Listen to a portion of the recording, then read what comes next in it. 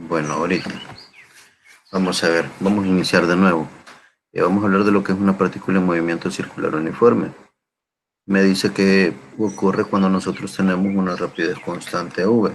En muchos desplazamientos que nosotros tenemos en trayectorias curvas obedecen estos comportamientos y nos dice que en principio vamos a ver algo con lo cual conocemos como la aceleración centímetra, lo que va a ser una relación de velocidad al cuadrado entre lo que sería r, que en este caso, bueno, más adelante se van a dar cuenta que la r realmente hace alusión a algo que se llama el radio de curvatura, que puede aplicarse a diferentes elementos de movimiento, como en carreteras curvas. Es la que nos hace que nosotros no nos salgamos de las curvas cuando vamos de una línea recta a una curva muy cerrada. Si se fijan, cuando vamos a entrar en una curva muy cerrada, nosotros lo que hacemos es frenar un poco. ¿Por qué? Porque podemos salirnos.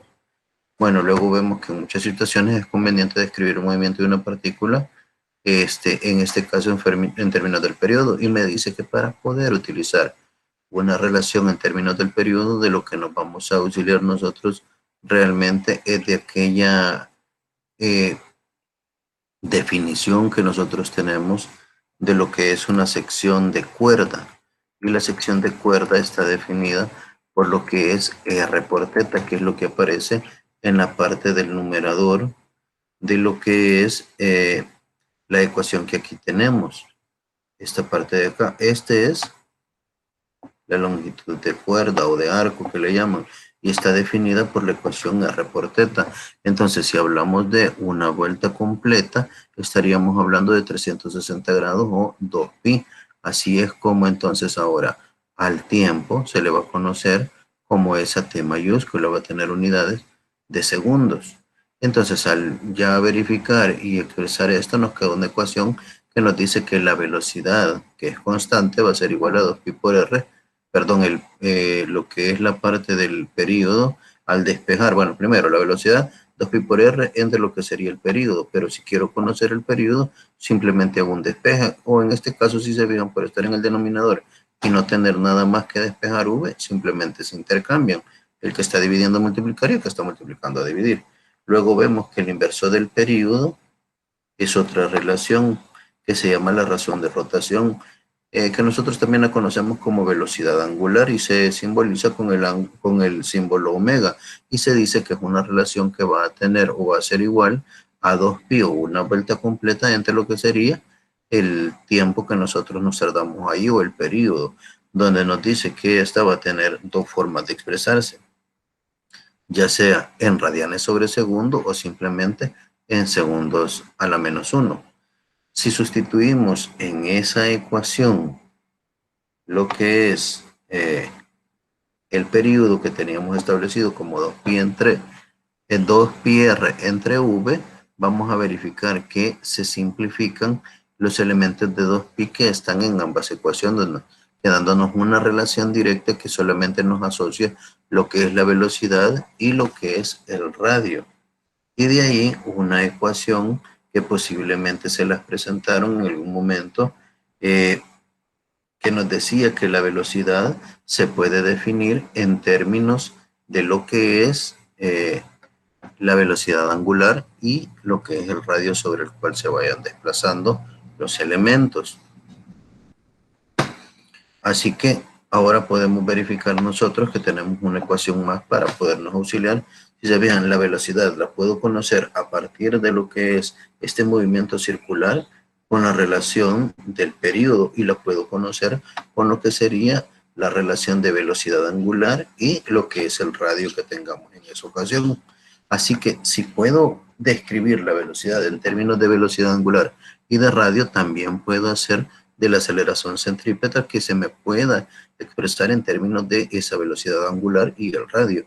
¿Cómo? Lo que hacemos es, como ya teníamos que la velocidad al cuadrado entre el radio era igual a la aceleración centrípeta, simplemente sustituimos lo que es la relación que acabamos de obtener de omega r o velocidad angular por r en la fórmula antes planteada, donde nos queda entonces que tendríamos omega al cuadrado r entre r, lo cual implica que podemos simplificar r al cuadrado, quedándonos simplemente la velocidad angular al cuadrado por lo que sería el radio que se vaya a utilizar en esa ocasión. Ahora bien, si revisamos acá, nos pone un ejemplo sencillo donde nos dice una bola de 150 gramos al final de una cuerda. Es como cuando nosotros nos poníamos de pequeños a amarrar dentro de lo que es una pequeña cuerda, un lapicero, podía ser un muñequito de juguete, y lo poníamos a girar. Entonces, nos dice por acá a nosotros, gira de manera uniforme en un círculo horizontal de 0.6 metros de radio, poquito más de medio metro, como en la figura. La bola da 2 revoluciones en un segundo. ¿Cuál es su aceleración centrípeta? Si se fijan, eso que me dice de 2 revoluciones en un segundo, me está dando una relación, ¿ya? Entonces me dice, si 2 revoluciones las da en un segundo, quiere decir que una revolución o una vuelta de 360 grados la va a dar en lo que sería medio segundo. Entonces, eso es lo primero que vamos a definir, ver esa relación. Entonces, si se fijan, planteamos acá que lo que sería el periodo va a ser igual a 0.5 segundos en una revolución, y sustituimos. Como la fórmula me dice, me pide la aceleración, pero yo sé que para llegar a la aceleración necesito lo que es la velocidad. El radio ya me lo dan. Entonces lo que hago es esto. Cuando me lo voy a plantear, voy a ver qué ecuaciones voy a utilizar, y en función de esas, ver qué elementos se necesitan dentro de la ecuación. Como les digo, en ese caso es la velocidad al cuadrado sobre r, y no conozco la velocidad al cuadrado, pero puedo encontrarla al sustituir ese valor de radio que estaba ahí. Entonces simplemente sustituimos 2pi por el radio de 0.6 entre el periodo de una revolución, que en este caso es de 0.5 segundos, a sustituirnos del valor numérico de 7.5398 metros sobre segundo, que es a lo que nosotros estamos acostumbrados. Luego, para conocer la aceleración, sustituimos este valor, lo evaluamos al cuadrado y lo dividimos entre 0.6, dándonos una aceleración centípetra de 94.7476. Miren, acá en lo que me voy a detener es que en principio, si se fijan, no son tantas las ecuaciones que tenemos en ese apartado, pero sí tenemos que tener cuidado en principio en verificar que según lo que a nosotros se nos pregunte, vamos a ver qué ecuación es la que va a describir la respuesta de eso. Y al nosotros identificar la ecuación que vamos a usar, vamos a saber entonces cuáles son todas aquellas variables que realmente necesitamos definir, si no es que están definidas en ese momento, y así se nos hace más fácil ver de qué otras ecuaciones nos vamos a auxiliar para poder dar solución.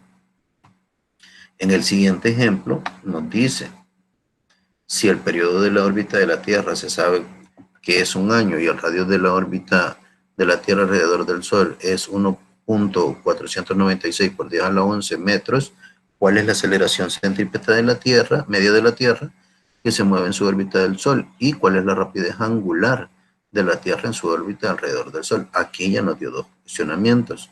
Si se fijan, me habla de la rapidez angular, es decir, omega, y me está pidiendo también la aceleración centrípeta. Y volvemos a buscar las ecuaciones. Si se fijan, acá la aceleración centrípeta ya sabíamos que era velocidad al cuadrado entre r, pero esta velocidad al cuadrado sabíamos también que era velocidad de 2πr entre t. Acá lo que hice fue que sustituí todas las relaciones dentro de esto, y si se dan cuenta, todos los términos se elevan al cuadrado, que sería 4pi cuadrado r cuadrado t cuadrado, entre lo que sería r. Y como tengo que hacer operación de medios por medios y extremos por extremos, me acuerdo de aquella propiedad que me dice que para que un elemento, o que todos los números están divididos entre 1, siempre han sido una fracción, y nos auxiliamos de eso en la parte de r. R entre 1, y decimos medios por medios y extremos por extremos. Entonces, en la parte de los extremos, 4pi cuadrado r cuadrado queda expresado en el numerador, y lo que es el periodo al cuadrado por r en el denominador, permitiéndonos que se simplifique una variable de las r, y nos da una ecuación que va a ser 4pi cuadrado r entre lo que sería el periodo al cuadrado. Entonces procedemos a sustituir para encontrar esa aceleración centrípeta, que si se fijan en este caso con los datos que me da del radio de la Tierra de 1.496 por 10 a la 11, y en el apartado del periodo, tengo que acordarme que el periodo tiene que estar en segundos, porque si ustedes se recuerdan decía segundos a la -1, lo que tenía por ahí, o segundos en este caso.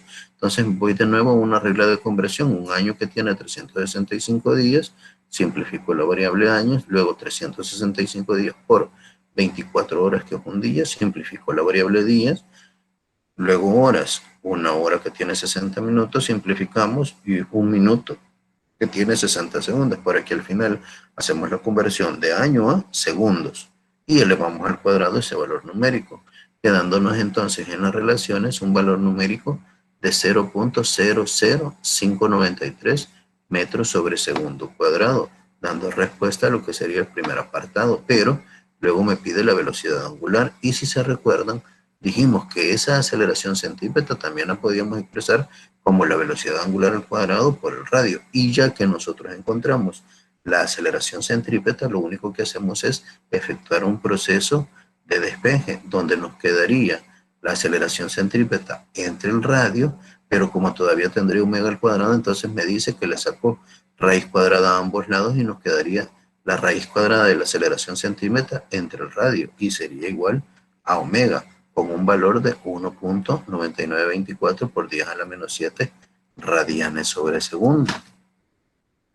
Continuando, vemos otra variante de lo que es ese movimiento circular uniforme, donde nosotros tendríamos una aceleración tangencial y una radial. En este caso de la aceleración tangencial y radial, es más o menos lo que yo les expresaba. Si se fijan, se ven unas curvas algo alocadas, y los valores, los nombres que tienen este tipo de aceleraciones es que son dos componentes que entre sí tienen 90 grados sobre una curva, donde me dice que la que es la radial es la que tiende a ir o a moverse hacia el centro de la curva que describe el movimiento, y la tangencial es la que se va paralela a lo que son las trayectorias de las curvas. Y ahora sí puedo retomar lo que les decía, que cuando vamos nosotros en un vehículo, vamos de una recta y vamos a entrar a lo que es una curva cerrada, lo que hacemos cuando entramos en esa curva no es acelerar, sino que al contrario, empezamos a frenar. ¿Por qué? Porque resulta que la aceleración que acá nos describe como radial, que la conoceríamos más adelante o en otra materia como una aceleración normal, tiende a llevar al cuerpo hacia el centro de curvatura sin permitirle salir, pero la aceleración tangencial lo que hace es que busca que, como es un punto tangente a una curva, que el cuerpo continuara recto. Entonces, esa parte de que continúe recto, si nosotros lo aceleramos, va a hacer que un vehículo o un elemento de transporte en una curva cerrada siga la trayectoria recta y por lo tanto se caiga. Y por eso es que se dan muchas veces accidentes cuando se pierde el control, que fallan los frenos. ¿Qué es lo que sucede? Sigue esa trayectoria tangencial o en línea recta a la curva que ahí tenga. O simplemente, si se fijan, va a continuar con ese movimiento. Y si no es que no fallan los frenos, sino que nosotros lo aceleramos dentro de una curva, ustedes van a ver que el vehículo ya no se controla, sino que continúa recto. Bueno, por ahí es por donde va la explicación de esa tangencial y de esa radial o normal. Entonces nos dice que podemos tener un vector que nos permite descomponer a lo largo de la componente radial y de la componente tangencial. La tangencial causa un cambio en la rapidez de la partícula, y esta componente es paralela a la velocidad instantánea y a su magnitud. Y se conoce por, y nos da aquí que va a ser el valor absoluto de la derivada de v respecto de t, o la derivada o la razón de cambio, si se fijan ustedes, de lo que sería de la velocidad respecto al tiempo. Es decir, que con esa posiblemente nosotros tengamos que efectuar lo que es un proceso de integración o de derivación en ecuaciones. O simplemente, como es una ración de cambio, si se recuerdan un ejercicio que les aparecía por ahí que les decía que podría existir lo que es un frenado súbito, pues entonces ahí tengo una razón de cambio, la cual es instantánea y que se asume con lo que son esas aceleraciones tangenciales. Luego, la componente de la aceleración radial surge de un cambio en dirección del vector velocidad y se describe por menos lo que sería la ecuación que teníamos para la aceleración centrípeta, es decir, menos v cuadrado sobre r. ¿Por qué lleva antepuesto el signo menos? Porque, como les decía, tiende a ir hacia el centro de curvatura del análisis. Revisen acá, aquí tiene simulada una curva, y se fijan la radial, ¿hacia dónde tiende? Hacia este punto de centro. Miren en esta otra, tiende a ir hacia el punto de centro, y si tuviéramos una curva mucho más larga como en el punto C, la aceleración radial tiende a ir a ese centro de curvatura que pudiera tener esta curva punteada que tenemos acá. Entonces, como siempre va hacia adentro, se le antepone un signo negativo. Ahora bien, luego vemos que para conocer la magnitud, al ser un vector y tener una componente, si se fijan a 90 grados, la magnitud de esa aceleración va a ser igual al aplicar Pitágoras a la aceleración tangencial al cuadrado más la aceleración radial al cuadrado. Y veamos este ejemplo. Nos dice aquí que un automóvil muestra una aceleración constante de 0.3 metros sobre segundo cuadrado, paralela a la autopista. El automóvil pasa sobre una elevación en el camino, tal que lo alto de la elevación tiene forma de círculo con 500 metros de radio. En el momento en que el automóvil está en lo alto de la elevación, su vector velocidad es horizontal y tiene una magnitud de 6 metros sobre segundo. ¿Cuáles son la magnitud y la dirección del vector aceleración total para el automóvil en ese instante? Revisemos esto. Como me decía a mí que la aceleración es igual, si quiero la magnitud, a un vector, a una raíz cuadrada de la aceleración tangencial al cuadrado más la aceleración radial al cuadrado. Entonces, si esas son las componentes que tengo de este elemento, tengo que ver que ya me dieron un valor numérico. Me dice que hay una aceleración constante de 0.3 metros sobre segundos. Eso, señores, es a lo que nosotros conocemos como la aceleración radial o normal, la que va hacia el centro de curvatura. Porque si se recuerdan, les mencioné teóricamente hace un momento que la que es una razón de cambio o la que cambia súbitamente es la que es tangencial. Entonces tengo que encontrar tanto la tangencial como la radial. Si bien en este caso ya identifiqué lo que es la radial y a partir de ella voy a encontrar lo que es los otros parámetros que aquí me soliciten.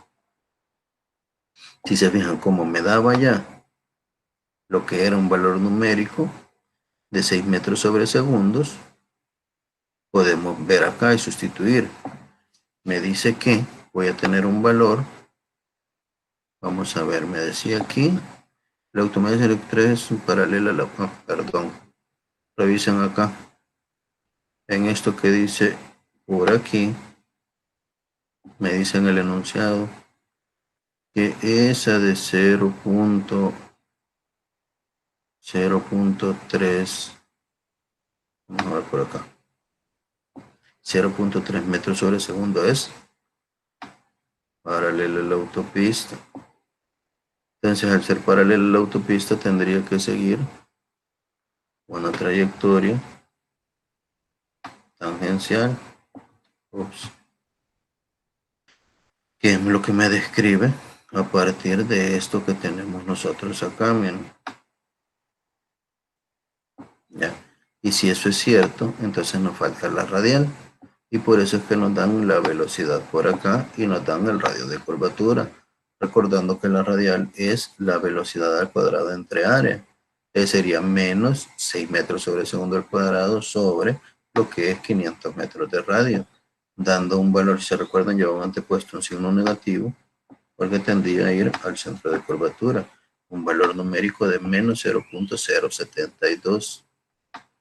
Entonces de ahí solo sacamos lo que sería la magnitud y al ser un vector también tiene una dirección. En este caso me dice que tiene una magnitud de 0.3 al cuadrado más el valor de menos 0.072 al cuadrado entre el radical, que nos da 0.3085 metros sobre segundo. Entonces ya con este valor nosotros le damos respuesta a lo primero que nos pide por acá, que si se fijan, lo que nos dice es cuál es la magnitud, pero también me dice cuál es la dirección. Entonces, para eso ocupamos la ecuación de la relación de la tangente inversa de la aceleración radial entre la aceleración tangencial. Entonces, tendríamos menos 0.072 entre 0.3, dándonos un ángulo de menos 13.4957. Recuérdense que en los ángulos el valor negativo simplemente lo que nos indica es que se está midiendo este ángulo en el sentido horario, no en el sentido antihorario. Siguiente ejemplo. Nos dice que una partícula que se mueve con rapidez instantánea de 3 metros sobre segundo en una trayectoria con 2 metros de radio de curvatura podría tener una aceleración de 6 metros sobre segundo cuadrado. Vamos a ver, en este apartado, si ustedes revisan, me dice que tiene una rapidez instantánea, ¿ya? Y si se recuerdan ustedes, les decía yo que las que describían muchas veces esa parte de lo que es cambios bruscos es la tangencial.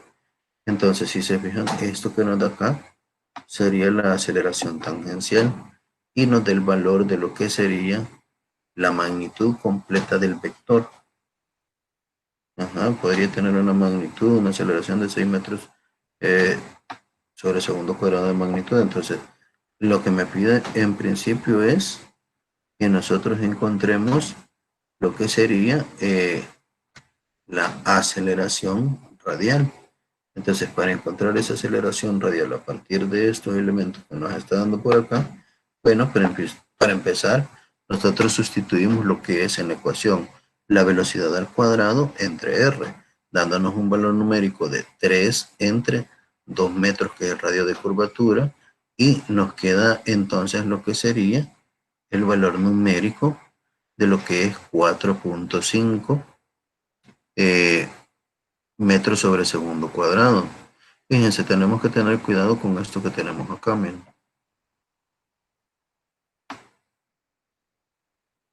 Oh, permítanme. Vamos a ver acá. No con el número, sino que con lo que tenemos que tener cuidado es con las unidades. Porque si se fijan hace un momento, yo les quería mostrar esto por ser una rapidez instantánea, como si era la aceleración tangencial, pero realmente no es la aceleración tangencial. ¿Por qué? Porque las unidades no son de aceleración, sino que son unidades de velocidad. Entonces, por ahí es por donde vamos. Y ya vean, cuando saco la radial, voy a utilizar esa velocidad y lo divido entre el radio de curvatura. Pero si tengo esta de acá y me dan, aquí sí, mira, me dice 6 metros sobre segundo de magnitud, podría tener una aceleración de 6 metros sobre segundo de magnitud. Resulta que me están pidiendo que yo encuentre entonces una aceleración. En este caso, ¿cuál es la componente que me falta? Me falta la componente, en este caso, de la tangencial. Y hago un pequeño despeje de la ecuación, ¿ya? Donde si se fijan, ya me dieron la magnitud y necesito esta tangencial. Entonces lo único que hago es elevar al cuadrado los dos lados para simplificar el radical y luego despejar, pasar la radial a restar y sacar raíz cuadrado para tener simplemente la tangencial, y se sustituye según el valor numérico que se ha dado, que en este caso, si se fijan, son 6 metros sobre segundo menos el valor de lo que son menos 4.5 al cuadrado, dándonos un valor numérico de 3.9686 para ese caso, para el literal A. Me dice luego, ¿podría tener una aceleración de 4 metros sobre segundo cuadrado? Entonces, si ustedes revisan, si yo sustituyera en lugar de este valor de lo que es 4 metros sobre segundo cuadrado como magnitud y despejo, resulta que sería imposible que tenga ese valor numérico bajo las condiciones que se están presentando ahí de 4 metros sobre segundo cuadrado, debido a que al hacer el despeje con esa magnitud, nos quedaría como un número imaginario, el cual me dice a mí que jamás va a tener raíz cuadrada. Así que por ahí damos respuesta a lo que nos pregunta por acá, si podría tener una magnitud de aceleración de 4 metros sobre segundo. La respuesta tendría que ser que no, porque bajo esas condiciones que ahí tiene, lo máximo a lo que puede llegar es a 3.9686. En el tercer ejercicio, Nos muestra aquí una figura que representa la aceleración total de una partícula que se mueve en el sentido de la manecilla del reloj, es decir, va negativo el ángulo de giro, ¿verdad? En un círculo de 2.5 metros de radio, en cierto instante de tiempo. En ese instante hay que encontrar la aceleración radial, la rapidez de la partícula y la aceleración tangencial. Para empezar, vemos qué datos tenemos. Si se fijan, me da el radio de curvatura de 2.50, me da una aceleración de 15 metros sobre segundo, y si se fijan, esos 15 metros sobre segundo realmente no tienen ninguna subíndice, por lo tanto es la magnitud. Ahí vamos a las ecuaciones que nosotros tenemos. Si se fijan, se nos forma un triángulo por acá, con el cual nosotros podemos ver la magnitud es esta, por lo tanto, yo podría descomponer la magnitud en una componente que se va acá, que tiene que ser la aceleración R, porque es la que va hacia el centro, según como tiene esto, y esta otra que viene para acá, que tendría que ser la aceleración tangencial. Ya si se fijan, tangente a la curva de trayectoria que tenemos por acá. Bueno, entonces si veo yo por acá y quiero la aceleración radial, ocupo este triangulito y simplemente digo la magnitud por el coseno de 30 grados para conocer la radial, que si se fijan en este caso teníamos que era 15 por el coseno de 30, que da 12.9944. Aquí se me olvidó ponerle el signo menos antepuesto, pero sabemos que es negativo. Luego, si quiero conocer la rapidez, tenemos la ecuación que nos decía que la aceleración radial es menos velocidad al cuadrado sobre el radio. Entonces, como ya conocemos la velocidad que nos la dio por acá, quiero ver, no nos lo había dado. No. Me dice en el segundo, lo que nos pide, la rapidez de la partícula. Entonces, como ya conocemos la radial, lo único que hacemos entonces es efectuar un despeje, porque esta parte de velocidad es lo que me están pidiendo. Entonces, al efectuar el proceso de despeje, verificamos nosotros que teníamos en magnitud acá lo que era 12.99, si sustituyo acá, que es un valor negativo. Y aquí tengo menos v cuadrado r, entonces el menos lo puedo dejar acá, o lo puedo dejar que lo acompañe lo que es el valor numérico de la variable r. Entonces me lo llevo con todo y lo que es la magnitud y multiplico menos por menos, lo cual me va a dar un valor positivo, pero a ese valor positivo aún habría que sacarle una raíz cuadrada, quedándonos una velocidad de 5.6988, si aproximo estos dos de 7 y 7, ¿verdad? Y en el literal C nos pide lo que es la aceleración tangencial. Yo me iba a tirar primero la tangencial, pero si se fijan es lo que nos pidió de último. Entonces, para la tangencial simplemente lo que voy a hacer es utilizar el triángulo y verificar que la tangencial va a ser igual a la magnitud de la aceleración por el seno de 30, por quedar enfrente al ángulo que se está analizando. Entonces, si se fijan, nos venimos por acá y aquí nos aparece lo que serían los 15 multiplicados por el seno de 30 grados, dándonos 7.5 metros sobre segundo cuadrado. Luego procedemos a lo que es la parte de la velocidad y la aceleración relativas.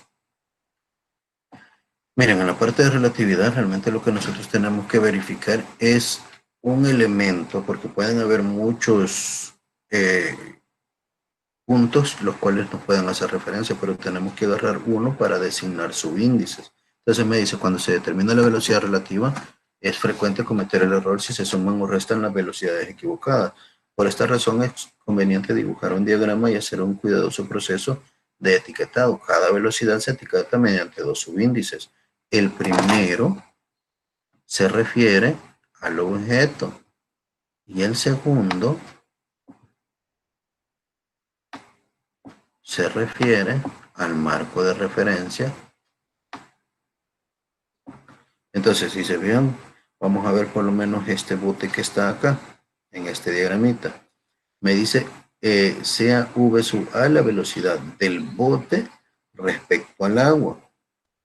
Esta también sería la velocidad del bote relativa a la orilla, si el agua estuviese en calma, porque no lo arrastraría, eso es lo que pasa. De manera similar, la velocidad v p sub o es la velocidad del bote respecto a la orilla. Y la velocidad a sub o es la velocidad de lo que es el agua respecto a la orilla, o es la de la corriente del río. Se debe notar que la velocidad del bote respecto al agua, o VBA, es lo que se produce en el motor contra el agua, mientras que la velocidad del bote respecto a la orilla es igual a la velocidad del bote respecto al agua más el efecto de la corriente, es decir, la velocidad del agua respecto a la orilla. En consecuencia, la velocidad del bote relativa a la orilla va a ser igual a la velocidad del bote respecto al agua, más la velocidad del agua respecto a lo que es la orilla. Si lo quieren ver ustedes como vectores, es la sumatoria de este vector más este para resultar en este que tenemos acá. Y vamos a ver qué es lo que pasa con los subíndices. Nos dice, al escribir los subíndices usando esta convención, se observa que los subíndices interiores de las dos A en el lado derecho de la ecuación son los mismos, mientras los subíndices exteriores a la derecha de la ecuación B y O son los mismos que los dos subíndices para el vector suma a la izquierda. ¿A qué nos hace alusión? Si se vean, me habla de subíndices y me habla de los subíndices interiores y exteriores. Si revisamos por acá, vean acá, este y este de acá son los subíndices interiores, ¿ya? Y este de acá son los subíndices exteriores, ¿ya? Entonces a eso es a lo que nos hace alusión cuando nos habla acá y nos dice, al escribir los subíndices, usando esta convención se observa que los subíndices interiores, es decir, las dos A, en el lado derecho de la ecuación son los mismos, mientras que los subíndices exteriores a la derecha de la partícula, la B mayúscula y la O, son los mismos que los dos subíndices para la suma de la izquierda, para el vector suma de la izquierda.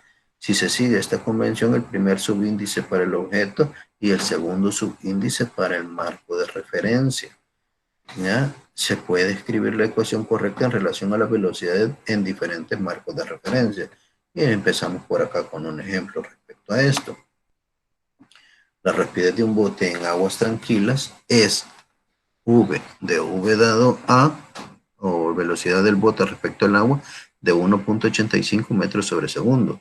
Si el bote viaja directamente a través del río, cuya corriente tiene una rapidez, en este caso de 1.20 metros sobre segundo, si se fijan, en ese caso me dice de lo que es el agua respecto a la orilla, de 1.20 metros sobre segundo. Ahora bien, ¿en qué ángulo corriente arriba debe dirigirse el bote? Entonces, si se fijan, aquí me está pidiendo lo que es el valor de teta. Me da el valor de V dado A en este esquema. Es este que tenemos acá. Y me da lo que es V dado O, que es el que está enfrente. Entonces, si ustedes revisan, si reviso entre AO y BO, estoy hablando de un triángulo rectángulo. Entonces, como todo triángulo rectángulo, puedo auxiliarme de las funciones trigonométricas básicas. Como lo que me pide, en este caso es el ángulo, busco aquella función trigonométrica que relacione el cateto opuesto y la hipotenusa. Y en el cateto opuesto y la hipotenusa tengo el seno. Entonces, el cateto opuesto, que es B de AO, me lo voy a colocar por aquí mejor. Como el seno tiene cateto opuesto entre lo que es la hipotenusa de este triángulo que nosotros estamos ocupando acá. Entonces me dice que es la de BAO entre BA. Y como ya teníamos los valores numéricos, sería 1.2 entre 1.85. Entonces, si ya sé esa relación, sé que para encontrar el ángulo simplemente le aplicamos seno inverso a esa relación, dándonos un valor numérico de 40.4398 grados. Luego, en el siguiente ejemplo, que si se fijan los esquemas son bastante similares en este caso, el mismo bote, pero ahora con una velocidad inicial que tenía ya de 1.85, ¿verdad? Que es la que ya traía de lo que es BA, ahora transita directamente a través del río, cuya corriente todavía es de 1.20 metros sobre segundo. Ahora me dice cuál es la velocidad o magnitud y dirección del bote relativo a la orilla. Es decir, ahora me está pidiendo en el primer literal esto que tengo acá. No, este es el del agua respecto a la orilla. Vamos a buscar acá. Bote respecto a la orilla, me dio. Entonces, si es del bote respecto a la orilla, me tengo que acordar de los subíndices. Bote respecto a la orilla es este. ¿Ya? Porque si se recuerdan, este es bote respecto al agua, este es el agua respecto a la orilla. Entonces me dice, ¿cuál es la velocidad? Decir, magnitud y dirección del bote relativo a la orilla. Y en el literal B me dice, si el río tiene 110 metros de ancho, ¿cuánto tiempo le tomará cruzar y cuán lejos corriente abajo estará entonces? Verifiquemos acá. Bueno, para empezar, si se fijan, de B dado O, como de nuevo tengo un triángulo rectángulo, solamente voy a ocupar a lo que es Pitágoras. BA de 1.85 al cuadrado más AO, o lo que es la parte de lo que sería del agua respecto a la orilla con 1.20 metros sobre segundo, elevados al cuadrado cada uno y dentro de un radical. Y para la parte con los 110 metros de ancho, vamos a efectuar lo que es otro proceso. Entonces dice, vean, en principio me dice, ¿cuál es la velocidad, magnitud y dirección del bote? Les decía, 1.85 al cuadrado, 1.20 al cuadrado, todo eso en una raíz porque es Pitágoras, porque dice, vean, B del bote a la orilla es la hipotenusa. Entonces, ya que tenemos el valor que nos resulta luego de sustituir en la ecuación de 2.2051, ocupamos lo que es la parte de la dirección o buscamos la dirección con la tangente inversa de la relación entre quienes. Si se recuerdan, bueno, aquí como ya tengo el triángulo claro, cateto opuesto entre cateto adyacentes. ¿Qué tendría entonces? B de AO, que es de 1.20 entre B de VA. Lo voy a escribir por acá. Aquí ya no lo coloqué, pero si se fijan, al ver la figura del triangulito, es que nosotros vamos identificando. Si se fijan, V de B dado A en la parte de abajo y en la parte de arriba, V de lo que es A O. Me van a disculpar, pero cuesta un poco escribir por acá. Ya, eso es lo que se sustituyó realmente, cateto opuesto entre cateto adyacente, tangente inversa, obteniéndose ese valor numérico de 32.9694. Ahora bien, me voy a venir por acá arriba. Literal B decía, si el río tiene 110 metros de ancho, ¿cuánto tiempo le tomará cruzar? Y cuán lejos corriente abajo estará para entonces. Entonces aquí nos vamos a lo que son las ecuaciones de MRU, movimiento rectilíneo uniforme, donde me decía a mí que la velocidad es igual a distancia sobre tiempo. Entonces, acá si ustedes se dan cuenta, la trayectoria curva me dice que va a ser a la velocidad de A del bote respecto al agua, la que define hasta dónde se va a ir desplazando. Ahora bien, tengo que verificar paralelo a quién es esta distancia. Ups, perdón, miren, aquí escribí mal la ecuación porque es distancia sobre tiempo, ¿verdad? Le puse distancia sobre X, perdón. Entonces, si yo requiero el tiempo, lo único que voy a hacer es verificar lo que sería un despeje. Ya para este caso. Y nos dice que va a ser, vamos a leer lo que tenemos en teoría aquí. El tiempo de recorrido para el bote está determinado por el tiempo que toma en cruzar el río.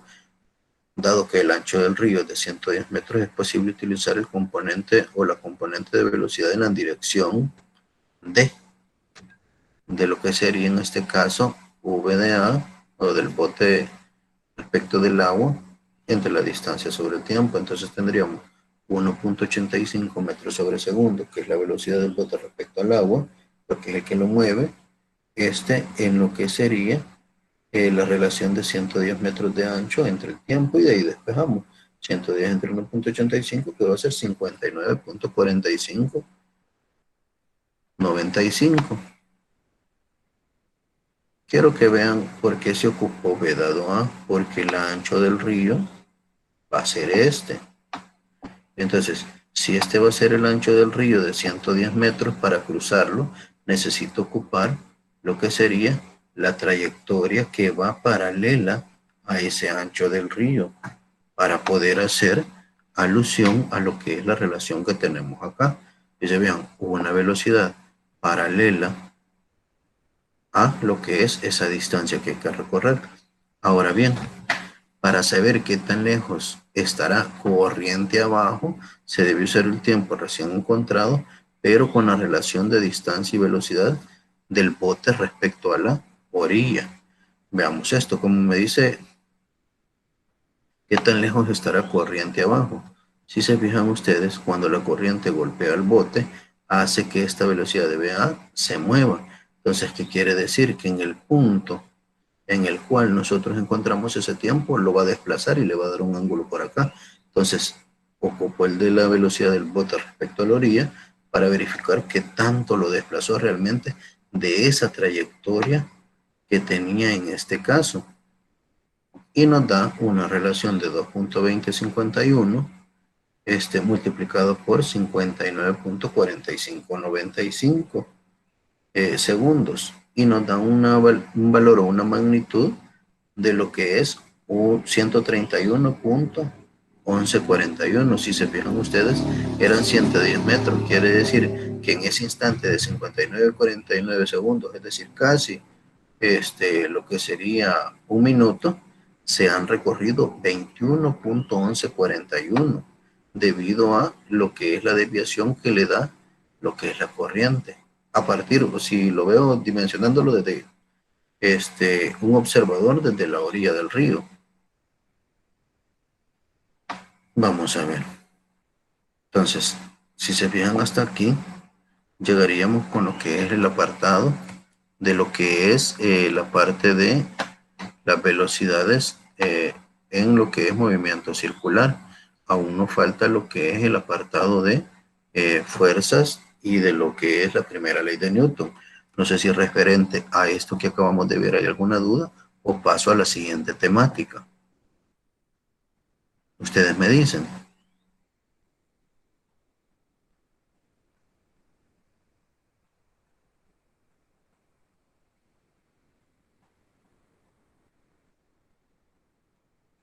Mm,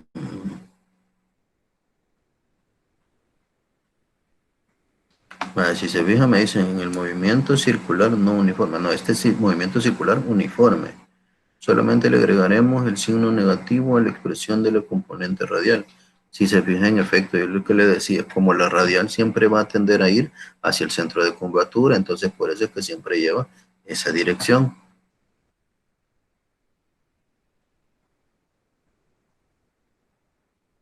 No sé si le quedó claro por ahí.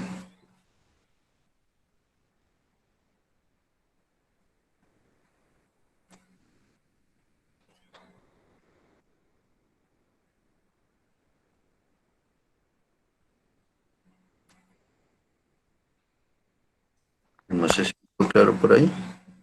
Yo también tenía una duda, ingeniero. Dígame. Respecto para calcular el ángulo en la de Ajá. aceleración tangential y radial. ¿Verdad que Ujú. ahí para calcular el ángulo puede cambiar? No necesariamente siempre radial entre tangential. Puede Sí. veces según el caso. Como ahí va a depender de cómo le quede a usted el diagrama del triángulo de lo que son las velocidades que usted esté analizando en ese caso. Porque si se fija, inclusive, si el triángulo le queda de una manera diferente, posiblemente no vaya a ocupar la tangente, sino que puede que ocupe senos, cosenos, dependiendo de cómo quede en los triángulos esos elementos. Y a veces los triángulos no son de 90 grados, a veces son diferentes. Entonces, en esas ocasiones, si se recuerda, cuando no son triángulos rectángulos, nosotros ocupamos ley de senos y ley de cosenos muchas veces. Va a depender de cómo nos quede lo que es el triángulo que describe las trayectorias.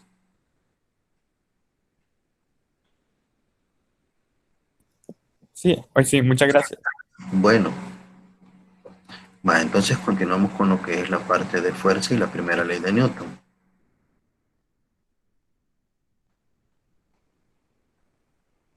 Que fue lo que le subí durante esta semana. Vamos a ver por acá. Yo sé que estos elementos posiblemente ustedes han tenido más relación con ellos, debido a que si se fijan de fuerza, nosotros posiblemente en lo que es previo a la universidad les han dado ejercicios de este tipo. Pero en principio vamos a recordar que lo que es una fuerza se conoce como una interacción entre dos cuerpos, entre un cuerpo y su ambiente. Y esa es la razón de por qué siempre se hace referencia a fuerza que un cuerpo ejerce sobre un segundo cuerpo. Así es como nosotros lo conocemos habitualmente. En este apartado donde dice dos cuerpos entre un cuerpo y su ambiente es porque la bendita fuerza no se debe simplemente al hecho de que entren en contacto dos elementos, ¿ya? Sino que si se fijan, hay cosas que nosotros no vemos y decimos, no, pero si no lo toco nada, pero siempre hay un contacto con otro elemento que a veces no alcanzamos a ver. Por decirles algo, si nosotros caminamos en la calle y de repente hay un ventarrón demasiado fuerte, puede que nos haga de lado por la fuerza que tiene. Entonces, si se vean, esa es una fuerza de contacto también, pero hay otras que no son de contacto. Como por ejemplo, si nosotros vemos el hecho ese de que nos movió el viento fuerte, pero aparte de eso nos caímos, nosotros decimos nos desbalanceamos, pero realmente hay una fuerza que se llama la gravedad, que es la que nos atrae hacia el centro de la Tierra. Que si se fijan de nuevo, si viéramos aquello que veíamos del signo negativo de la aceleración, que en aquel caso se conocía como radial, que para mí es la normal, nos lleva hacia lo que es ese centro de curvatura, que es el centro de la Tierra, que es el que nos atrae a través de la gravedad. Por eso es que la gravedad, si ustedes se recuerdan, la utilizamos con un signo negativo por ahí. Bueno, luego vamos por acá. La fuerza es una cantidad vectorial, entonces se puede empujar un cuerpo, tirar de él en diferentes direcciones. Cuando una fuerza implica contacto directo entre dos cuerpos, como un empujón o un tirón que ejerce con la mano sobre un objeto, se le llaman fuerzas de contactos. Y aparecen unos ejemplos por acá de fuerzas de contacto, si se fijan. La fuerza normal que ejerce cualquier superficie sobre un objeto, ya sea que este objeto esté sobre una superficie horizontal o que esté sobre una superficie inclinada. La fuerza normal siempre es perpendicular a lo que es la superficie de contacto. Luego tenemos la fuerza de fricción, que es otro ejemplo, que cuando nosotros nos desplazamos, muchas veces podemos verificar que la trayectoria la detenemos a partir de nosotros decimos un frenón o que simplemente nos podemos detener súbitamente, pero lo que nosotros utilizamos realmente ahí es la fuerza de fricción para efectuar ese proceso. La fuerza de tensión es una fuerza de tirón ejercida sobre un objeto por una cuerda, un cordón. Si tenemos ese ejemplo de ahí. Así se vean, las tensiones siempre están relacionadas con lo que son elementos como cuerdas, los cuales amarramos, que pueden ser lazos. Cuando nosotros venimos y tiramos un lazo hacia un árbol, nosotros empezamos a alar para mover algo, pero resulta que ahí estamos utilizando una fuerza de tensión. Podemos ver la que vamos a tener en todas partes, que va a ser el peso, que es el tirón que hace la gravedad sobre un objeto con una fuerza de largo alcance, una fuerza que actúa en una distancia, ¿ya? Si se fijan, por eso le pongo acá. Tres tipos comunes de fuerza de contacto y una fuerza de largo alcance, que es esta del peso. Y empiezo a definir por acá lo que es la fuerza normal. Es ejercicio sobre un objeto por cualquier superficie con la que esté en contacto. El adjetivo normal significa que la fuerza siempre actúa perpendicular a la superficie, es decir, a 90 grados, ¿verdad? Sin importar el ángulo de la superficie. La fuerza de fricción es ejercida sobre un objeto por una superficie. Actúa paralela a la superficie en la dirección opuesta al desplazamiento, es decir, si voy en esta dirección, la fuerza de fricción siempre va a ir en sentido contrario a ese desplazamiento. Y en la fórmula de la fuerza de fricción me dice que es mu, que así se llama ese símbolo, por la fuerza normal. Entonces, si se fijan, por eso necesitaba conocer primero lo que es la fuerza normal. Ese coeficiente de fricción puede ser de dos tipos. Puede ser un coeficiente de fricción estático o puede ser un coeficiente de fricción dinámico. Cuando utilizo el estático es cuando los elementos aún están en reposo y el dinámico lo utilizo cuando los elementos ya están desplazándose. Alguien podrá decir, mire, pero ¿para qué necesitamos entonces el estático si a nosotros no siempre vemos lo que es el dinámico? Resulta que si se fijan hay elementos que están sobre superficies inclinadas. Por ejemplo, les digo a sus compañeros muchas veces, si hablamos de un vehículo que está sobre una pendiente, le ponen el freno de mano. Pero ¿qué sucede? Si se fijan, ¿qué sucede si se rompe el cable del freno de mano? Si está equilibrado ese cuerpo con la fuerza de fricción, sería suficiente que aunque no tenga freno de mano, pero no se va a mover. Pero si está desequilibrado, quiere decir que el coeficiente de fricción estático, o el que le tendría que hacer que esté en esa posición sin desplazarse, no es suficiente. Y entonces empieza el desplazamiento del cuerpo en la superficie y ahí entra en acción lo que es el coeficiente de fricción dinámico, porque ese es el que tendría todavía que intentar detener al vehículo en ese desplazamiento que tiene ahí. Entonces, si se fijan en la parte del estático, se serviría como para determinar ciertos límites a los cuales puede soportar bajo ciertas condiciones un elemento permanecer todavía en reposo, pero si supera ese coeficiente, pues entonces ya no está en reposo, sino que entra en un movimiento. Ahora bien, en la fuerza de tirón que es ejercida por un acuerdo, por un cordel, que se ata muy fuerte a algún objeto, ¿verdad? Luego vemos las fuerzas de largo alcance. Acá, si se fijan, mencionamos más que todo la fuerza gravitacional que se debe a lo que es la parte de la gravedad. Que aunque los cuerpos estén separados, esta siempre los va a atraer. La fuerza entre los imanes es un ejemplo de este tipo de fuerza, la gravedad. Aquí no lo mencioné, bueno, ya vamos a ver por ahí, me dice la Tierra. La fuerza de atracción gravitacional de la Tierra ejerce sobre un cuerpo, que es la fuerza de atracción gravitacional que la Tierra ejerce sobre un cuerpo, se llama peso. Pero aparte de eso tenemos otras fuerzas que son la distancia, aparte de esto. Y se vean, podría ser las fuerzas debidas, bueno, dijimos la de gravitatoria, la de los imanes es magnética, ¿ya? Que nos puede servir para ciertas aplicaciones por ahí, con lo del peso. Por lo tanto, para describir la fuerza vectorial F, se debe indicar la dirección de acción y su magnitud, la cantidad que describe cuánto o qué tanto la fuerza empuja o tira. La unidad en el Sistema Internacional de la Fuerza es el newton, que un newton es igual a 1 kilogramo metro sobre segundo cuadrados. Que si se fijan al final, esto corresponde a unidades de masa por aceleración. Ahora bien, los experimentos han demostrado que si dos fuerzas actúan al mismo tiempo en un punto A de un cuerpo, como se muestra en la siguiente figura, se pueden expresar en un esquema como el que ven ahí. ¿Ya? Nos dice, el efecto sobre el movimiento del cuerpo es igual al de una sola fuerza o igual a la suma vectorial de la fuerza, que sería la resultante que tenemos acá.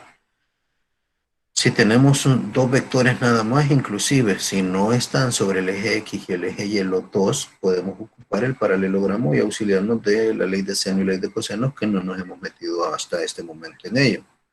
En general, el efecto de cualquier cantidad de fuerza aplicada a un punto de un cuerpo es el mismo que el de una sola fuerza, igual a la suma vectorial de estas. Entonces, aquí es importante el principio de superposición, ¿ya? Donde nos dice que cualquier fuerza puede ser sustituida por un vector, componentes actuando en el mismo punto, y ninguna regla establece que los ejes de coordenadas deben de ser verticales y horizontales. Como les decía, si se fijan en este esquema, F1 es horizontal, pero F2 no es horizontal. Entonces, si se fijan ustedes, forma un paralelogramo, el cual yo podría ver que aquí va F1 sobre el horizontal pero aquí va F2 con la trayectoria que ya traía y por acá la resultante. Para este caso voy a tener sí, 3 ángulos. Y en esto ya yo no utilizo las funciones trigonométricas normales de seno y coseno, ya tampoco puedo utilizar lo que es la parte del teorema de Pitágoras para encontrar la magnitud de la resultante, sino que aquí ya me auxilio de lo que es la ley de senos y la ley de cosenos por la forma del triángulo que tenemos, ¿ya? Para poder saber las magnitudes de la fuerza si no me diera las dos, o para encontrar la resultante. Que ahorita no me voy a meter en eso, conforme vayamos avanzando vamos a ver si es necesario, pues ahí se los muestro. Yo me imagino que en algún momento sí se va a dar. Entonces nos decía, cualquier fuerza puede ser sustituida por sus vectores componentes, actuando en el mismo punto. Ninguna regla establece, como decíamos ahí, que pueda estar solo sobre el eje X y Y. En la figura C que tenemos por acá, un bloque de piedra es arrastrado rampa arriba por una fuerza representada por sus componentes F sub X' y F sub Y', paralela y perpendicular a la rampa inclinada, es decir, se han rotado los ejes teniéndose un eje X' y un eje Y'. ¿Por qué mostré esto? Porque si se fijan, nosotros por lo general estamos acostumbrados a ver esto. Aquí está el bloque sobre un horizontal, le pongo una fuerza, la fuerza tiene el ángulo, pero entonces ella tiene una componente en X y en Y que yo lo alcanzo a distinguir claramente porque es con el modelo con el que toda la vida nosotros hemos estado relacionados. Y simplemente decimos F coseno de X, coseno de teta y F seno de Y para la componente en Y. Entonces al final trabajamos con estas dos. Pero cuando están sobre superficies inclinadas, lo más recomendable es que como la superficie no es esta X, entonces lo que hago es rotar completamente. En lugar de medir respecto de ese eje normal, voy a convertir a este y este de acá de la superficie inclinada en lo que serían mis nuevos ejes perpendiculares. Ya no se van a llamar X, ya no se van a llamar Y, sino que los vamos a llamar X' y Y'. Y desde ahí puedo medir lo que sería el ángulo para llegar a la fuerza. Veamos este ejemplo. Me dice en este caso, un hombre arrastra hacia arriba un baúl por la rampa de un camión de mudanza. La rampa está inclinada a 20 grados. Y el hombre tira con una fuerza F, cuya dirección forma un ángulo de 30 grados. Me dice en el literal A, que fuerza F se necesita para que la componente Fx paralela a la rampa sea de 60 newton. Y en el literal B, ¿qué magnitud tendrá entonces la componente F sub Y perpendicular a la rampa? Vámonos por acá. Si se fijan, primero voy a hacer un diagrama de cuerpo libre para hacer la representación de esto. Si ustedes se fijan acá arriba, esa X y esa Y en este caso, como yo les he puesto los valores primados, voy a hacer alusión a esto. En algunos libros de texto van a ver ustedes que les van a poner como que Fx y Fy, simplemente, y por eso lo colocan de esta forma, con Fx, pero realmente lo que me pide acá es Fx' y Fy'. ¿Ya? Ahora bien, si esto es cierto, que Fx' y Fy' me pide, simplemente tendría que ser la relación, si se fijan, de la fuerza con el ángulo medio desde la superficie inclinada. Si realmente me dijeran, no, mire, respecto de los ejes X y Y normal, quiero el valor de la fuerza, el ángulo que se va a utilizar acá ya no sería de 30 grados, porque si se fijan, como ambos están orientados en la misma dirección, tendrían que ser desde acá hasta acá, realmente 30 más 20, que serían 50 grados. Si me pidieran desde los ejes normales, desde el eje X y Y normal, sin medirlo respecto de lo que es la parte de la rampa. Y fíjense, yo les pongo aquí lo que son los subíndices primados, porque si ven acá dice paralela a la rampa. O sea, aunque aquí a mí me hubieran puesto F sub X, yo sé que ese F sub X no lo voy a medir desde el eje X normal, sino que lo voy a medir paralelo a la rampa, es decir, desde esta inclinación. ¿Ya? Y si se fijan en el otro, ¿qué magnitud tiene entonces la componente FY? Perpendicular a la rampa. Entonces, aquí voy sacando lo que son los diferentes elementos que yo tengo que tenerles cuidado en lo que son los enunciados de los elementos que a mí se me presenten. Porque si se dan cuenta, como les decía, si me hubiera dicho respecto de X y de Y, sin mencionarme por acá que es paralelo o perpendicular a la rampa, pues entonces tendría que ocupar 50 grados y si se fijan, esos 50 grados para llevar a F respecto de X y de Y, normal, ¿ya? Pero como solo me lo piden respecto de la rampa, le llamo primados y tendría que ese Fx respecto a la rampa va a ser igual a Fx prima, donde sería simplemente la fuerza F por el coseno de 30 grados. Como lo que me piden es la fuerza F, y si se fijan ahí arriba me dice, por acá, un hombre arrastra hacia arriba un baúl con la rampa en un camión de mudanza, la rampa inclina 20 grados, el hombre tira con una fuerza F en la dirección que forma un ángulo de 30 grados, pero me dicen el literal A, ¿qué fuerza F o qué magnitud tiene la cuerda esta de acá en función de la componente Fx paralela que tiene 60 newton? Entonces ese Fx ya vengo y sustituyo, hago mi diagrama de cuerpo libre donde represento lo que voy a necesitar y si se fijan tendría 60 newton entre lo que sería el coseno porque es la que representa a esa relación y nos queda un valor de 69.28. Con la perpendicular que no me la daban, perpendicular a lo que es el plano inclinado, simplemente ahora ocupo la función que sería de el seno. Bueno, miren, aquí es como lo tenemos. Voy a hacer el otro diagramita acá. Aquí tengo la fuerza F. Tenía acá, si ustedes se dan cuenta, un F, Fy', ¿verdad? Porque está perpendicular a lo que es el plano inclinado, el F sub X', que está paralelo al plano inclinado, y el ángulo acá de 30 grados. ¿Medido desde dónde? Desde donde va el plano inclinado. Entonces, si se fijan, ¿qué es lo que tengo aquí? Un triángulo rectángulo, y por eso es que me auxilié del seno y del coseno. Me daban lo que era, en principio, este valor con 60 newton. A partir de ese valor con 60 newton, es que nosotros sacamos f en principio con la función coseno. Y para sacar fy va a ser el seno porque es la que queda frente al ángulo de 30 grados. La coseno porque es la que queda adyacente. Entonces, para encontrar la que queda enfrente o fy', que es perpendicular al plano, entonces ocupamos función seno de 30 con el valor de f o la magnitud de f que encontramos que era de 69,28. De 69,28 por el seno de 30 nos da 34,64, 10 newton. ¿Ya? Esta es la parte introductoria a lo que era una fuerza y ver cómo es que nosotros las podemos trabajar, ver la magnitud.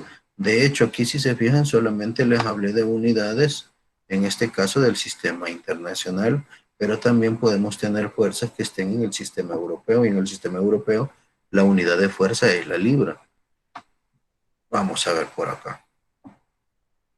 Lo voy a agregar acá.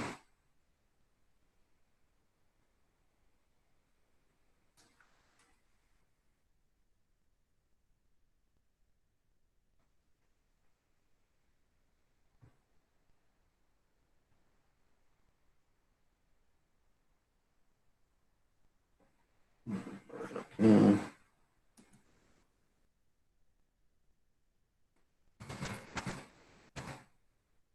mm.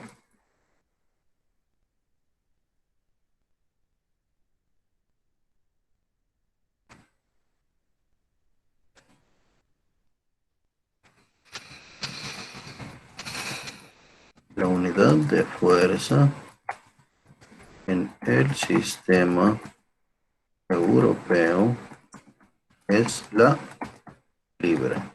Creo que se los menciono más adelante, pero de todas maneras lo vamos a colocar por acá por aquello de que de repente se nos pudiera olvidar mencionarlo. Lo voy a poner como una nota acá porque no me recuerdo haberlo puesto en otro lado realmente. Creo que más adelante ya con la primera ley sí lo vamos a utilizar en otro sistema.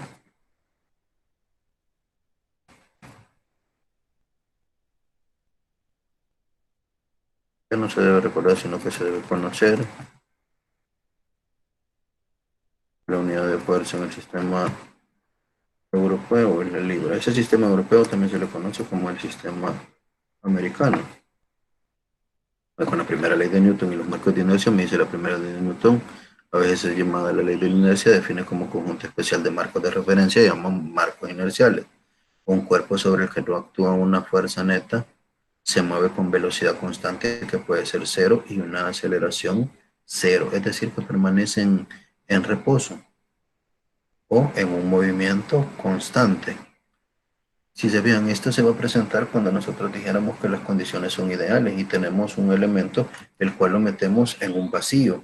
Bueno, puede ser una partícula, la metemos en un vacío y la hacemos que se traslade. Como no hay fricción, como no hay ninguna fuerza que se le oponga, podría pasar en lo que es una trayectoria circular de manera eterna, haciendo ese movimiento. Ahora bien, si se fijan, luego si nosotros vemos un cuerpo que está en una posición, mientras nosotros no le apliquemos ninguna fuerza, él no se va a desplazar, ¿ya? Si ninguna fuerza externa lo afecta, pues entonces él va a seguir bajo esas condiciones. Y podría parecer que no es importante este concepto, pero realmente este es el concepto que se utiliza para lo que es diseño de viviendas, diseño de edificios y de muchos otros elementos, los cuales necesitan estar en una posición fija. Si se ven con maquinarias para lo que son la parte de la fijación a los suelos, se utiliza esto porque tiene que compensar cualquier otra fuerza externa de tal forma que no se mueva o que no se desprenda o que no se vaya a colapsar. En puentes, techos de vivienda, ahí se utiliza mucho este concepto del cual estamos hablando acá, que como les digo, en principio podría parecer algo que es demasiado sencillo o simple. Ahora bien, la tendencia de un cuerpo a seguir moviéndose una vez iniciado su movimiento es el resultado de una propiedad llamada la inercia.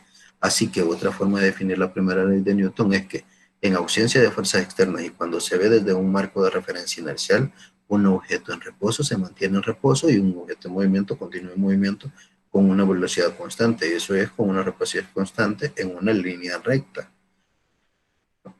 Ahora, para expresar esa primera ley en términos de una ecuación, nos queda que la sumatoria de fuerzas, de todas las fuerzas que estén implicadas en un análisis, tiene que ser igual a cero para que esté en equilibrio. Ahora bien, para que esto se cumpla, cada componente de la fuerza neta debe ser también cero. Así que la sumatoria de fuerzas, si la aplico en X, tiene que ser igual a cero, y la sumatoria de fuerzas, si lo aplico en Y, también va a ser igual a cero. Aquí podemos suponer que el cuerpo está representado por una partícula puntual. Y procedemos por acá. Newton utiliza el término masa como sinónimo de que la cantidad de materia. Y esta noción intuitiva de la masa de un objeto no es muy precisa porque el concepto de cantidad de materia no está bien definido. Con más precisión es posible decir que la masa es una medida de la inercia de un objeto. Y nos dicen por acá que la masa posee unidades de kilogramos en el sistema internacional y otro término que son los slug en el sistema europeo o americano. Y les digo eso del sistema europeo o americano porque la vez anterior, lo que era su compañero Macal, creo que fue en la primera clase, nos explicó por qué es que en el sistema, la parte de los ELUG, que era del sistema europeo o americano, si no se recuerdan, era porque los primeros ingenieros venían pues de ese lado del charco hacia este de acá y así fue como establecieron esas unidades. Ahora bien, esta definición es útil, pues todos los cuerpos poseen un peso, el cual requiere del conocimiento de la masa del mismo, así que se puede tener que el peso es una ecuación o fuerza W, le ponen en algunos libros de física, más que todo. es igual a la multiplicación de la masa por la gravedad, donde la m minúscula se representa la masa y la g o la gravedad. Y podemos ver esto. En el sistema internacional la gravedad va a ser de 9.8 metros sobre segundo cuadrado en los libros de texto de física. O 32.2, perdón, esto está mal escrito acá. Es 32.2 pies sobre segundo cuadrado en el sistema europeo. No sé si ustedes ya lo habían buscado y habían visto ese error que estaba ahí al escribir esa gravedad. Ahora bien, les decía por acá con la gravedad, que en los libros de física van a encontrarlo como 9.8 metros sobre segundo cuadrado, cuando la gravedad realmente tiene diferentes valores numéricos en puntos de la Tierra. Entonces lo que han hecho es sacar un promedio. Cuando lleguen a mecánica de los sólidos, ahí se van a dar cuenta que no se trabaja con 9.8, sino que con 9.81. Luego, vamos a ver este ejemplo que aparece por acá. Nos dice, un objeto que se muestra en la siguiente figura pesa 50 newton y está sostenido por una cuerda. Encuentre el valor de la tensión en la cuerda. En este caso, lo primero que hay que hacer es un diagrama de cuerpo libre con el peso hacia abajo y la tensión hacia arriba, porque se va a oponer. Si la cuerda no se opusiera, y vamos a hacer esto con los audífonos que cargaba por acá. Si ustedes revisan, nosotros hablamos que algo está tensionado. Bueno, los audífonos, de hecho, si yo los tengo para acá arriba, caen, miren. Entonces, ¿qué sucede? Para que esté tensionado, lo va a tensionar ¿qué? Un peso. En ese ejemplo que ustedes ven ahí, está el peso de los audífonos y la cuerda que lo sostiene. Por eso es que el peso va hacia abajo y la tensión en una dirección contraria hacia arriba. Si alguien viniera y en el esquema me dice, no, mire el peso y la tensión van en la misma dirección, mentira. Porque si se fijan ustedes, para este caso que tengo acá, miren el peso siempre va para abajo. Entonces, ¿por qué no se fue hasta el suelo? Porque está unido a una cuerda que lo tensiona en una dirección contraria. Para ese caso que ustedes ven ahí. Ahora bien, si revisamos entonces, hacemos el diagramita con la fuerza de la tensión hacia arriba y el peso hacia abajo. Entonces, si hago una sumatoria, me voy a recordar que las dos ecuaciones que tengo para equilibrio son sumatoria de fuerzas en X y sumatoria de fuerzas en Y. La de X no va a ser necesaria porque si ustedes se dan cuenta, no hay ninguna fuerza que esté actuando sobre el eje X, ocupamos la de Y. Entonces, si coloco yo en lo que es mi referencia de análisis, esto, todo lo que se dirija hacia arriba como positivo y todo lo que se dirija hacia abajo como negativo, que es como nosotros estamos normalmente acostumbrados, y si se vean, cuando se ponen las ecuaciones en la sumatoria, se coloca acá para dónde es positivo y para dónde es negativo.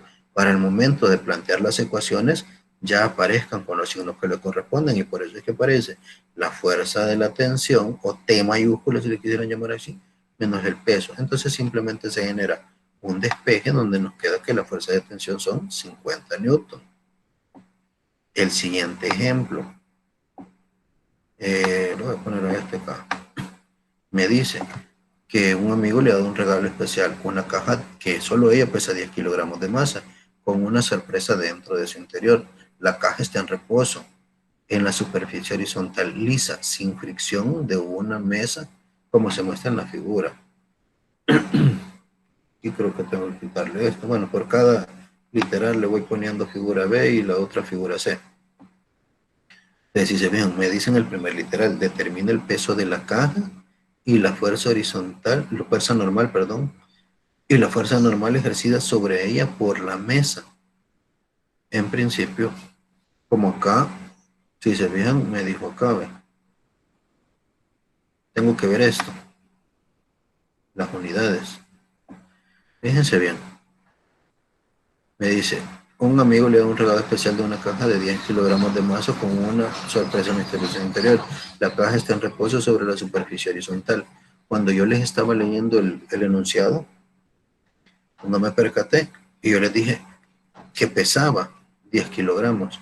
Si yo utilizo ese término de que pesa, estoy hablando de unidades de 10 kilogramos, realmente lo que me están dando acá son unidades de masa. Entonces estaría hablando de que aún me falta conocer lo que es el peso, porque el peso está dado en newton. Algunos libros un poco más viejos hacen referencia a kilogramos fuerza. pero cuando sea ese caso se va a decir esas unidades. Vale. Entonces, para este caso me dice en el primer literal que el peso de la caja y la fuerza normal ejercida sobre ella es lo que necesitan. En el literal B, me dice que después de eso la empujan hacia abajo con una fuerza de 40 newton. Determine de nuevo la fuerza normal ejercida sobre la caja por la mesa. Si se recuerdan, acá arriba pusimos nosotros algo que tenía que ver con la fuerza normal, donde me decía aquí la fuerza normal eh, ejerce un empujón sobre el objeto que es perpendicular a la superficie está acá abajo, entonces la normal siempre lo hace hacia lo que es la parte contraria de lo que es el punto de contacto, la superficie de contacto del cuerpo, ¿ya? Por eso la fuerza normal se coloca hacia arriba. Revisen en este caso que tenemos nosotros acá. Y me dicen el literal C, si un amigo jala hacia arriba sobre la caja con una fuerza de 40 newton, ahora no la va a empujar, sino que la va a jalar.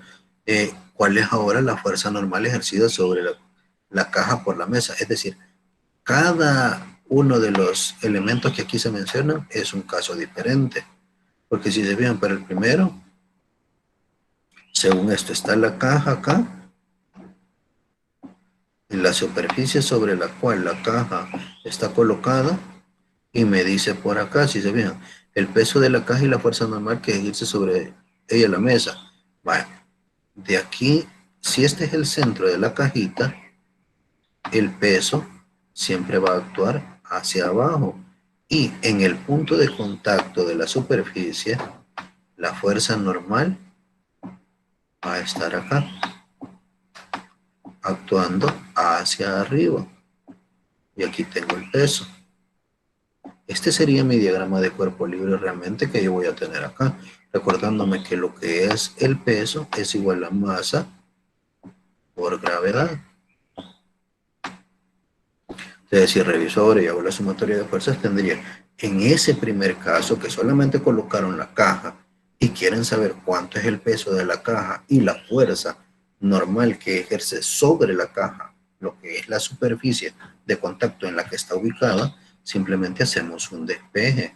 Como no hay mayor cantidad de fuerzas representadas, me va a decir que la fuerza normal va a ser igual a el peso, ¿ya? Entonces tendríamos nosotros que calcular lo que sería el valor numérico del peso, los 10 kilogramos por 9.8 que me va a dar 98 newton. Luego procedemos al segundo caso, en el literal B. Ahora el amigo empuja la caja hacia abajo con una fuerza de 40 newton. Me voy al esquema de nuevo. Voy a agarrar de por aquí.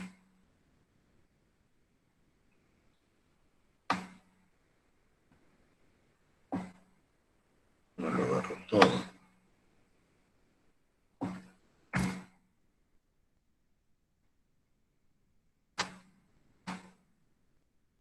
Vamos a ver, para este otro esquema del segundo. Si se fijan, tengo el peso, la fuerza normal.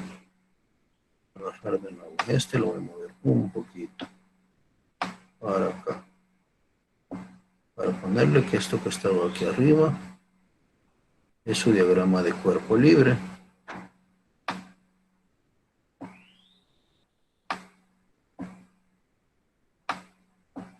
Este es de literal B, el diagrama de cuerpo libre de literal B. Me van a disculpar que no se hace bien, pero que aquí he puesto un poquito como para poder escribir. Voy a ver si borro esto y lo vuelvo a hacer porque cuesta un poquito por ratos.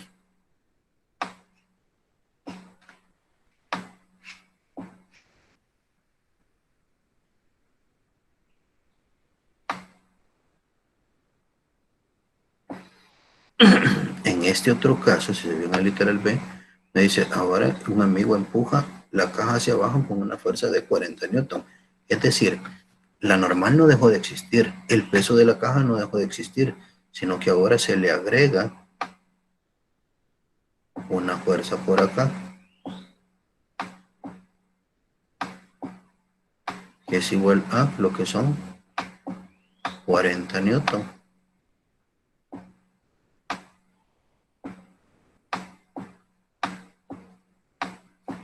Entonces, la ecuación me dice que siempre siguen existiendo fuerzas en el eje Y, no en el eje X. Entonces tendría la fuerza normal menos el peso, y si me fijo, la fuerza está hecha hacia abajo, por lo tanto es negativa, sería menos en el diagrama, ¿verdad? La fuerza normal que es positiva, menos la masa por la gravedad que es el peso, menos los 40 newton que apuntan abajo, y todo eso tiene que ser igual a cero. Entonces despejamos y nos queda que sería 10 por 9.8 más 40, porque ambos, tanto el peso como la fuerza que ha hecho la persona van hacia abajo, dándonos un valor numérico de 138 newton. Que no parece que sea newton esta cosa, ¿verdad? Pero eso es. Y vamos al literal C. Si un amigo jala hacia arriba sobre la caja con una fuerza de 40 newtons, en la figura C, ¿cuál es ahora la fuerza normal ejercida? Si se fijan, miren ahora, es una cuerdita la que le ha puesto a la cajita. Entonces haría de nuevo la parte del esquema. ¿Qué es lo que sucede ahora? Lo que sucede ahora es que para este otro diagrama de cuerpo libre, lo que me va a cambiar es la dirección de estos elementos. Porque si se fijan ahora, la cajita no es empujada, sino que es jalada. Es decir, se va a jalar hacia acá arriba. Entonces ahora veo la ecuación y tendría que tengo la fuerza normal menos el peso que apunta hacia abajo más esa fuerza de 40 newton que nos dijeron acá, apuntando hacia arriba. Entonces nos quedaría 10 por 9, al hacer el despeje, 10 por 9.8 menos 40, dándonos un valor de 58. Si se recuerdan, 10 por 9.8 era 98.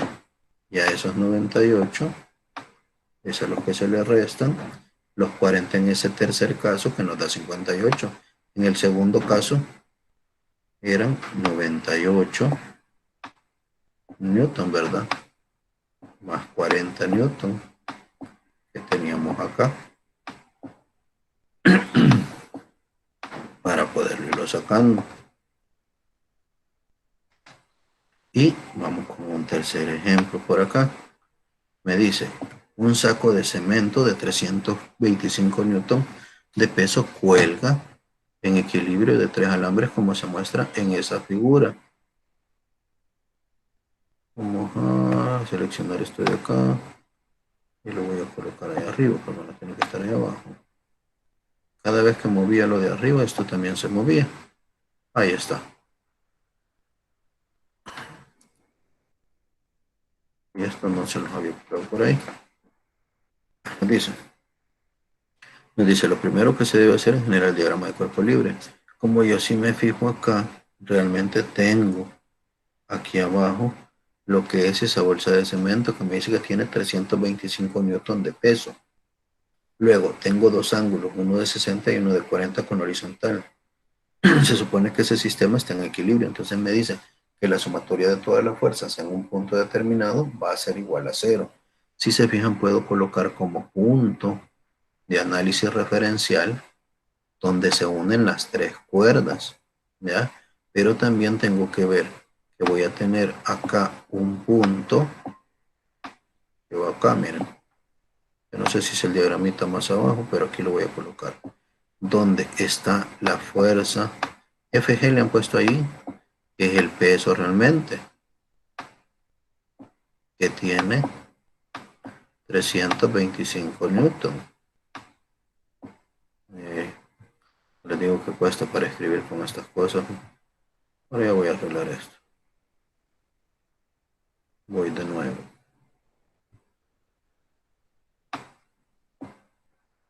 Yo sé que la fuerza de gravedad aquí es de 325 newton.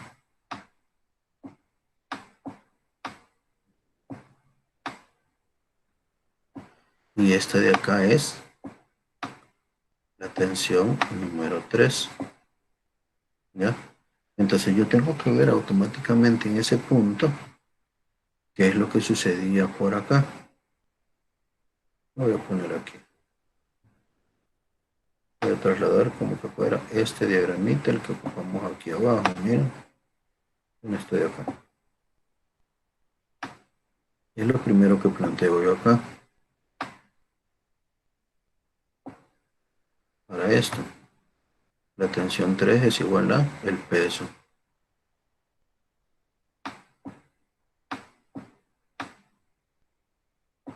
Entonces, si nos damos cuenta, ya nosotros agarramos el diagrama de cuerpo libre de las tres tensiones y vemos que tendríamos la tensión, si hago sumatoria de fuerzas en Y, la tensión 1 de la componente en Y, si se fijan, ¿hacia dónde va? Si reviso esto, yo tendría que hacer por acá que la tensión 1 viene aquí, ¿no? Y va a tener una componente en X y una componente en Y. Así que la tensión 1, y aquí tengo, tensión 1 en Y, tensión 1 en X. Y por acá el ángulo que le corresponde al hacer opuestos por el vértice va a ser θ sub 1. Porque estoy haciendo este esquemita acá que no lo había hecho. Es por cuestiones de tiempo no lo había hecho, fíjense. Este ángulo de acá es, decíamos, θ sub 1. Vamos a ver, creo que hice muy pequeño ese esquema.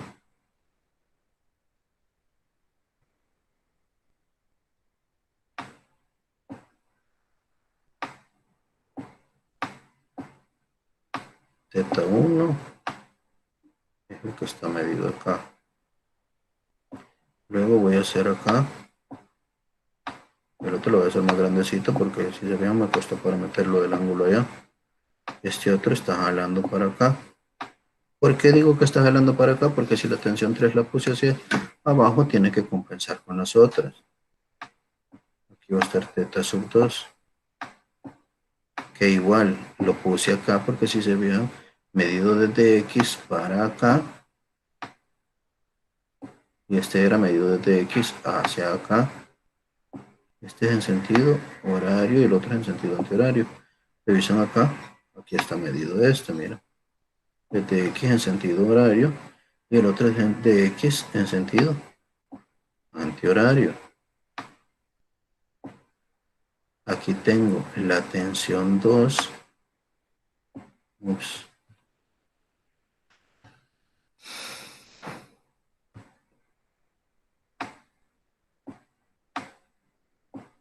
Aquí tengo la tensión 2 en Y la tensión 2 en X.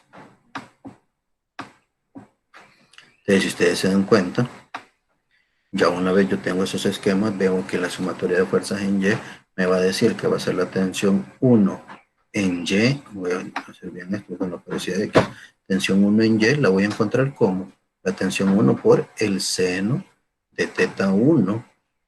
Como va hacia arriba, positivo. Y la tensión 2 también va hacia arriba. Tensión 2 por el seno de θ sub 2, que es de 40 grados. Menos ¿quién? Menos el valor de lo que es T sub 3. Ya si veo ya el esquema completo, ¿verdad? En el esquema completo, aquí está, miren, tensión 3 hacia abajo, que tiene que tener 2 que van hacia arriba. Tensión 1 y tensión 2 en Y, igual a 0, y de allí se despeja. Como no se conocen los valores, en este caso lo dejamos como una ecuación 1. Y luego planteamos la ecuación 2, que sería la sumatoria de fuerzas en X. Si bien en X, voy a tener la tensión 1 en X que va a la izquierda y la tensión 2 en X que va hacia la derecha. Entonces tendría que ser tensión 2 en X menos la tensión 1 en X. Por el orden en el que hice los esquemas o como aparecen de izquierda a derecha, puse menos la tensión 1 en X más la tensión 2 en X igualado a 0. Luego sustituyo los valores numéricos como tensión 1 coseno de θ, tensión 2 coseno de θ, y les meto el ángulo, menos tensión 1 coseno de 60 grados y más tensión 2 coseno de 40 grados, que sería mi ecuación 2. Entonces ahora ya procedo yo a utilizar cualquiera de las métodos de simultáneo que nosotros conocemos. En este caso voy a ocupar el método de simultáneo por sustitución. Me dice por acá Roxana, en ningún caso la gravedad es negativa. Si se fija, señorita, como son vectores, ¿verdad? Acá el peso lo colocamos hacia abajo porque la gravedad es negativa.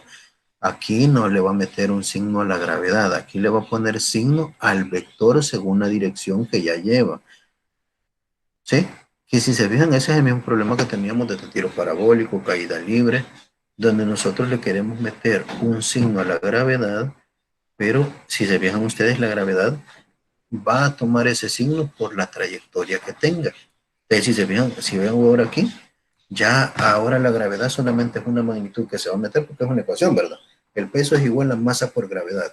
La masa es una magnitud, la gravedad tampoco, pero en los esquemas que nosotros tengamos, si va hacia abajo, va a ser negativo el elemento completo del vector peso, ¿ya? Por eso si se fijan cuando les sigue el ejemplito de los audífonos, acá, ¿verdad? O sea, los audífonos no pueden permanecer aquí si yo no los estoy sujetando. ¿Quién es la que hizo que el vector se vaya hacia abajo del peso? Gravedad. Aunque nosotros no le pongamos el signo al valor numérico de la gravedad, sino que ya sabemos que tiende a ser un tirón hacia abajo. Ahora bien, continuamos. Entonces les decía, acá para poder encontrar esto, pues tengo dos ecuaciones y tengo que simultanear. Puedo ocupar lo que es el simultáneo por igualación, simultáneo por sustitución o eliminación por deducción. En este caso, al ver que tengo una ecuación bastante corta, en la ecuación 2 voy a utilizar este simultáneo por sustitución, es decir, despejo una variable y la sustituyo en otra ecuación. Entonces agarro la ecuación 2 y me pongo a despejar, viendo que como los dos estaban negativos, bueno, tensión 1 coseno era negativo y tensión 2 era positivo, cuando la tensión 2 coseno de 40 pasa al otro lado, pasan como negativo.